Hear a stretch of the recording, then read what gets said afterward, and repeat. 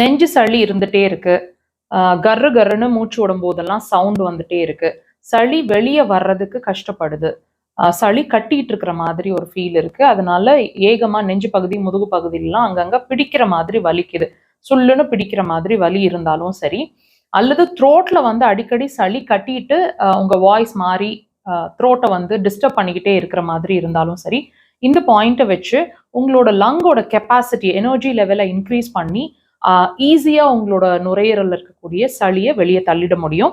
Location பாருங்க, பாமோட முடிவு தம்மோட முடிவு அந்த க்ரீஸ்ல அந்த பாயிண்ட்டை மார்க் பண்ணியிருக்காங்க, தெரியுதுங்களா? பாயிண்ட் லொகேட் பண்றது like this and clockwise direction, pressure like this, உடன் இன்ஸ்ட்ருமெண்ட்ஸ்ல லைக் திஸ். டீப் ப்ரெஷருங்க, காலை எழுந்து உங்க பெட்ல உட்காந்த இடத்துலயே 3ல இருந்து 5 முறை, ரொம்ப கன்சாலிடேஷன் இருந்துச்சுன்னா 10 முறை வரைக்கும் கொடுங்க. 1 or 2 ஹவர்ஸ்லயே உங்களோட சளி நல்ல ஈஸியா வெளியே தனியா வர்றது ஃபீல் ஆகும். கண்டினியூஸா ட்ரை பண்ணுங்க.